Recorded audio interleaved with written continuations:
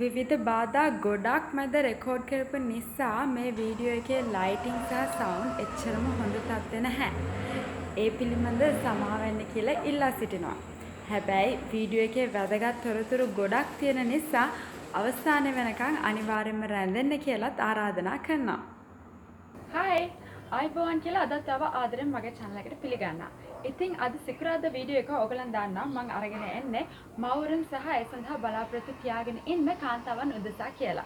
ඉතින් අද මාතෘකාව නම් විශේෂයෙන් වැදගත් වෙන්නේ ඒ සඳහා සැලසුම් කරන අය වෙනුවෙන්. මොකද අපි අද කතා කරන්න හදන්නේ ඇත්තටම මේ දරුවෙක් සෑදීමට කාන්තාවකට සහ පිරිමියෙක්ට සුදුසුම කියලා කියන්න පුළුවන් වයසක් තියෙනවද? තියෙනවා නම් ඒ මොකක්ද කියන එක ගැනයි. ඉතින් දරුවෙක් හදනවා කියන්නේ දෙමව්පියන් දෙදෙනාගේම ජීවිත බොහෝ සෙයින් වෙනස් කරන කාරණාවක්. ඒ වගේම දරුවෙක් හදනවා වගේම නෙමෙයි යාව උස්මහත් කරනවා කියන එක ඇත්තටම ලොකු බාර දූර වගකීමක්. ඉතින් ඒකට තියෙන සූදානම ගැන කතා කරද්දී ශාරීරික සූදානම වගේම මානසික සූදානම, ආර්ථික සූදානම වගේම සමාජීය කරුණුත් ගොඩක් බලපානවා. ඉතින් මේ සඳහා සැලසුම් කරන කෙනෙක් නම් ඔයත් මේ හැම දෙයක්ම බැලන්ස් කරගෙන ඒකට සුදුසුම කාලය තීරණය කරන්න ඕගොල්ලන්ට වැදගත් වෙන කරුණු, වැදගත් වෙන තොරතුරු ගොඩක් අරගෙන තමයි මම අද ආවේ. සාමාන්‍යයෙන් ගැහැණු ළමයි සහ පිරිමි ළමයි දෙගොල්ලම වයස අවුරුදු 11-12 පමණ සම්පූර්ණ වෙනකොට ශාරීරිකව මේ ප්‍රජනනයට අවශ්‍ය වෙන පරිදි ඒගොල්ලන්ගේ ශරීර වර්ධනය ආරම්භ වෙනවා. ගැහැණු දරුවන් වයස අවුරුදු 12-14 පමණ සම්පූර්ණ වෙනකොට මල්වර වීම කියලා කියන මේ පළමු ඔසප් වීමත් සමග ඇයගේ ඔසප් චක්‍රය ආරම්භ වෙනවා. ඉතින් ඒ වගේම මේ වගේ වයසෙදිම තමයි පිරිමි ළමුන්ගේ පළවෙනි වරට ශුක්‍රාණු නිපදවීම ආරම්භ කරන්නේ. ඉතින් ඒ අයුරින් වයස අවුරුදු 16 පමණ සම්පූර්ණ වෙනකොට ගැහැණු ළමයි සහ පිරිමි ළමයි දෙගොල්ලන්ම දරුවෙක් සෑදීම සඳහා අවශ්‍ය පරිදි ඒගොල්ලන්ගේ ශරීරය සූදානම් වෙනවා. ඉතින් සමාජීය සහ නීතිමය පැත්තෙන් ගත්තොත් අපේ රටේ දෙදෙනෙක්ට විවාහ වීම සඳහා වයස අවුරුදු 18 සම්පූර්ණ වෙන්න ඕනේ. ඊට වඩා අඩු වයසේදී වුණත් විවාහ වෙන්න පුළුවන් දෙමව්පිය කැමැත්ත මත. ඉතින් ඒකෙන් කියන්නේ වයස අවුරුදු 18 වුණා නම් නීති අනුකූලව විවාහ වෙලා දරුවෙක් හදන්න පුළුවන්. හැබැයි ඒක එහෙම වුණත් වයස අවුරුදු 18 කියන්නේ ඇත්තටම කුඩා වයසක් නෙවෙයි. විශේෂයෙන්ම දෙදෙනාම ඒ වගේ වයසේ ඉන්නවා නම් මේගොල්ලන්ට දරුවෙකු හැදීම සහ දරුවෙක් උස්මහත් කිරීමට අවශ්‍ය පරිණත බව සහ ඒ අවශ්‍ය ආර්ථික ස්ථාවරත්වය නැති වෙන්න පුළුවන්. ඉතින් ඒක නිසා සාමාන්‍ය වයස අවුරුදු 22ක් 23ක් පමණ වෙනකන්වත් තමන්ගේ අධ්‍යාපනය සහ තමන්ගේ ආර්ථිකය සහ තමන්ගේ ජීවිතය ස්ථාවර කර ගැනීම සඳහා වැඩ කරලා ඊට පස්සේ දරුවෙක් ගැන හිතන එක හොඳයි කියන එක තමයි සාමාන්‍ය සමාජ පිළිගැනීම. ඉතින් ඒ වගේම මේ මල්වර වීමත් සමග ගැහැණු දරුවෙක්ට ගැබ් ගැනීම හැකියාව ලැබුණත් ඇයගේ සරු බව සහ ඇයගේ ශරීරයට මේ දරු ගැබක් දැරීමට ඇති හැකියාව හොඳම මට්ටමකට පත් වෙන්නේ අවුරුදු 20න් පමණ පසුව කියලා සැලකෙනවා. ඉතින් මේ කරුණ පිරිමි ළමයෙක්ටත් ඒ වගේම අදාළයි. ඉතින් ඒක නිසා කාන්තාවකට ශාරීරිකව මේ දරු පිළිසිඳ ගැනීමකට සහ දරු ප්‍රසූතියකට හොඳම කාලය ලෙස සැලකෙන්නේ වයස අවුරුදු 20ක් 30ක් පමණ අතර කාලය. ඉතින් මම මගේ channel එකේ මේ කාන්තා ප්‍රජනක පද්ධතිය සහ මේ ඔසප් චක්‍රය ගැන කලිනුත් වීඩියෝ එකක් කරා. වාරයෙන් මේ වීඩියෝ එක බලන්න ඕගොල්ලන්ට වැදගත් ගොඩක් දේවල් ඒකෙන් ඉගෙන ගන්න පුළුවන් වෙවි. ඉතින් ඒ වීඩියෝ එකෙත් මම කිව්වා වගේ ගැහැණු දරුවෙකු උපත ලබනකොටම ඇයගේ ඩිම්බ කෝෂ තුල නොමේරු තත්ත්වයේ තියෙන ඩිම්බ මිලියනයක් 2ක් පමණ තියෙනවා. ඒ කියන්නේ ඇයගේ ජීවිත කාලය පුරාවටම ඇයට ලැබෙන ඩිම්බ ප්‍රමාණය උපතේදීම තීරණය වෙලා ඉවරයි. ඊට පස්සේ ජීවිත කාලය පුරාවටම ඩිම්බ නිපදවීමක් සිද්ධ වෙන්නේ නැහැ. ඉතින් ඩිම්බ මිලියනයක් 2ක් පමණ තියෙනවා නම් ඇති කියලා හිතනවානේ. ඒ වුණාට ප්‍රශ්න තමයි හැම මාසෙකම මේ ඩිම්බ ඇත්තටම විශාල ප්‍රමාණයක් විනාශ වෙනවා. ඉතින් වැඩි විය පැමිණීමටත් පෙර සිටම මේ මාසපතා සිදුවන මේ ඩිම්බ විනාශ වීම සිද්ධ වෙනවා. ඇත්තටම කාන්තාවක් ගැහැණු දරුවෙකු වැඩි විය පැමිණෙන වයස එනකොටත් ඇය සතුව තියෙන ඩිම්බ වලින් 75ක් පමණම විනාශ වෙලා ඉවරයි. ඉතින් එතෙන් සිටත් මාසපතා මේ තියෙන ඩිම්බ වලින් විශාල ප්‍රමාණයක් සාමාන්‍ය ඩිම්බ 1000ක් පමණ මේ මේරීමේ ක්‍රියාවලිය ආරම්භ කරනවා. ඒ වුණාට හැම මාසෙකම මේ ක්‍රියාවලිය සම්පූර්ණ කරලා ගැබ් ගැනීමකට සුදුසු තත්යකට පැමිණෙන්නේ එක ඩිම්බයක් පමණයි. ඉතින් ඉතුරු ඩිම්බ සියල්ලම ඒ මාසය ඇතුළත විනාශ වෙලා යනවා. ওই විදිහට කාන්තාවක් සතුව මේ තියෙන ඩිම්බ සංචිතය හැම මාසෙකම අඩු වෙවි යනවා. ඉතින් ඒ හේතුව නිසා තමයි සාමාන්‍ය වයස අවුරුදු 35ක් 37ක් පමණ වෙනකොට කාන්තාවකගේ සරු බව විශාල වශයෙන් අඩු වෙලා යන්නේ. ඉතින් ඒ හේතුව නිසා තමයි ස්වභාවික පිළිසිඳ ගැනීමක් වෙනුවෙන් කාන්තාවක් වයස අවුරුදු 35ට පමණ කලින් ඒ සඳහා සැලසුම් කිරීම වැදගත් වෙනවා කියලා කියන්නේ. ඉතින් ඔය විදිහට කාන්තාවකගේ හොඳම තත්ත්වයේ තියෙන ඩිම්බ විශාල වශයෙන් හැම මාසෙකම විනාශ වෙලා යද්දී ඉතිරි වෙන්නේ හොඳ තත්ත්වයේ තියෙන සරුම ඩිම්බ නෙවෙයි. ඉතින් මේ ඉතුරු වෙන ඩිම්බවල වර්ණ දේහවල යම් ප්‍රශ්න තියෙන්න පුළුවන්. අපි දන්නවා ඩවුන් සින්ඩ්‍රෝම් වගේ මේ ජානමය විකෘතිතා නිසා ඇතිවෙන්න පුළුවන් රෝග සහිත දරුවන් ඉපදීමට ඉඩකඩ වැඩි වෙන්නේ මෙන්න මේ හේතුව නිසායි. ඉතින් ඒ වගේ තත්ත්වයක් ඇති වෙන්න එකම හේතුව මේක නෙමෙයි.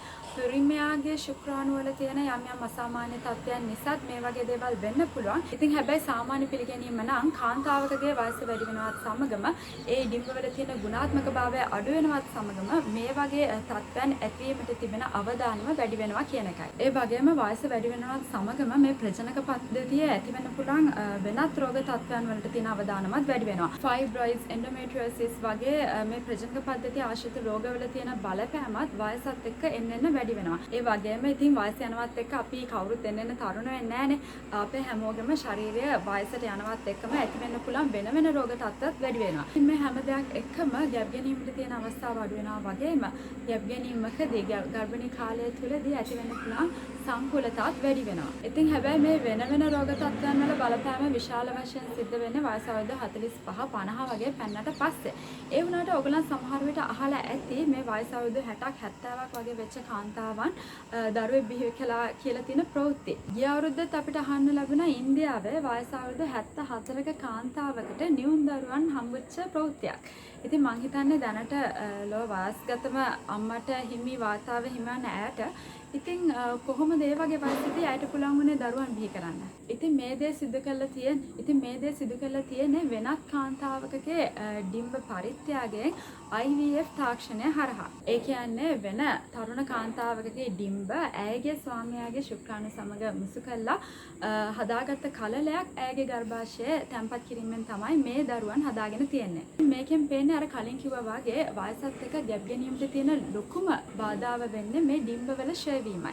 ඊට අමතරව සාමාන්‍ය වෙන රෝගී තත්ත්වයන් නැත්නම් අපේ ගර්භාෂයේ ඊට වඩා වැඩි කාලයක් වැඩි වයසක් යනකම් මේ ගර්භාෂය හොඳ තත්ත්වයක තියෙනවා. ඉතින් ඒක නිසා මේ විදිහට ඩිම්බ තැන්පත් කිරීමක් සිදු වුණොත් එතෙන් සිට ඒ දරුවා ඒ දරුගැබ දරාගෙන ඒ දරුවා පෝෂණය කිරීමේ හැකියාව ගර්භාෂයට තියෙන්න පුළුවන්. ඉතින් මේ ප්‍රවෘත්තියත් සඳහන් වුණේ ඇයගේ ශරීරයේ වෙන රෝග තත්ත්වයන් තිබුණ නැති නිසා ඇයගේ මේ IVF තාක්ෂණය මේ සිදු කරච්ච දේ සාර්ථක වුණා.